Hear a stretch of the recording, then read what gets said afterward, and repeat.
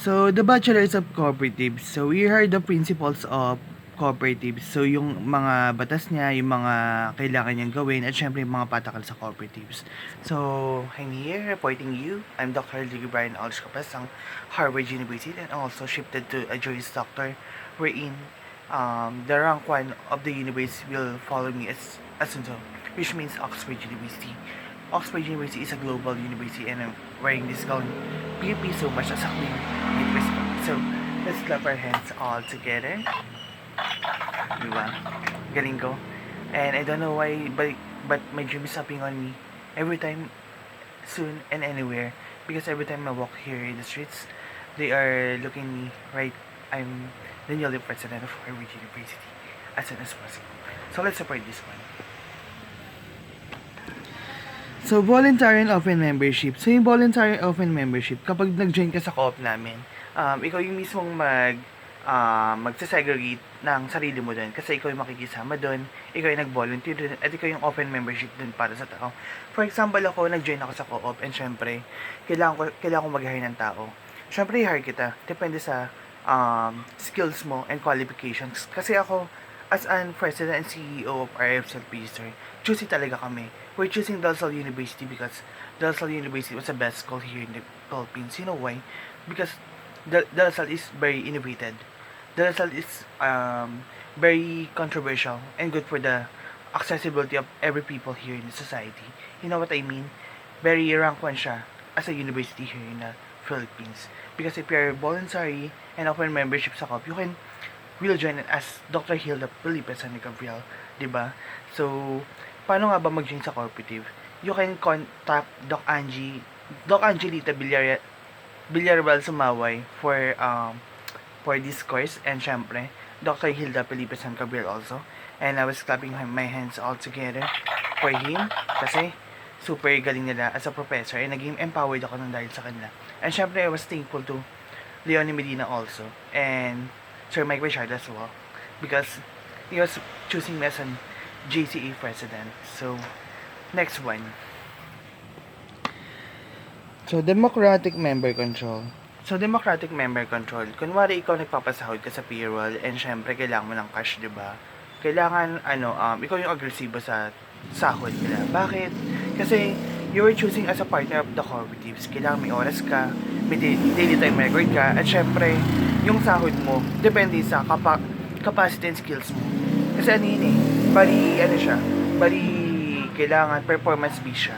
Kailangan magalingan, and syempre, kailangan mo maging sip-sip just kidding, and syempre, kailangan mong maging galingan, syempre, ikaw yung naangal. So, kailangan mong maging, professional in cooperative necessities. So, third, member economic participation. So, yun, yung member economic participation. So, kapag may mga co-op na sa co-op, kailangan mong sumali ka. Why? Kasi member ka na dun eh. Kumbaga, kapag graduate ka ng cooperatives, syempre, gagalingan mo, sasama ka sa mga frat nila. Kunwari, isenso lang ng cooperativa bilang number 1.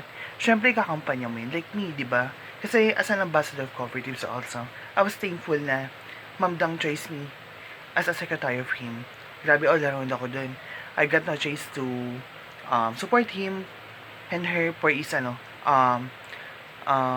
academic activities and rural activities also sa labas and sa loob ng campus ng PUP. Next. Autonomy and independence. So, kapag may co-op ka, ikaw mismo yung mag-auto dun sa sa business. For example, you're autonomous. And syempre, ikaw gagawa ng batas kasi autonomous ka. And syempre, independent ka.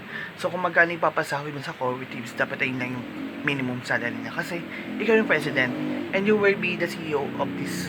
So, kunwari ako, I was joining Ma'am Dang, and pumasok ako ng 7 a.m. And syempre, skills ka na pagpasok ng maga, no late, perfect attendance, and more. So, yung base na yun, ikaw yung maging autonomy dun, di ba? Kasi, pumasok eh. And syempre, kakausapin mo yung professor, ma'am, pumasok po ako ng 7 a.m. Kasi, isa mas na no late. And syempre, ako, as an professional cooperator, kailangan ko galingan, di ba? Kasi as an cooperator, kami tutulong sa tao. Just like SK was doing very right, di ba? So, next. Education, training, and information. So, yung education, training, and information, ikaw yung nagpapaano, tutulong sa tao. For example, sa cooperative naman, meron ganito. Kailangan 18 years old ka bago ka mangangutang. Kasi batas mo yun, di ba? As a cooperative, kailangan mong galingan sa sales, sa marketing, and syempre sa lahat. Kasi you're a professional cooperator. Wherein, Sir San Luis being tacalized na mas magaling ako sa kanila. Di ba? And syempre, as an educator, ikaw yung popromote sa business mo na kailangan ganyan, kailangan ganito yung law, na bawal sa office ko. At syempre, kailangan mong maging agresibo sa mga dahil hindi lahat ng tao susuportahan ka. It depends sa magugustuhan ka. Diba? So, training and information. So, yung training and information, kung magpapatrain sa tao na ganito gawin niya, na isa batas ng cooperative, kasi mas magaling ako sa kanila, diba? And information, ikaw baling magbibigay ng sa kanila, ng task na kung anong gagawin nila sa tao, kung ano yung ipapaschedule at syempre yung parang basic task na gagawin niya as soon as possible. So, next. Cooperation among cooperatives, ito. Lalo na kapag may mga co-op night, kailangan mo makipag-cooperate kasi you know why? Kasi you're a member. And syempre, kailangan mo supportan ng mga league ng co-op. Kasi ako yung soon na SK President ng Harvard University.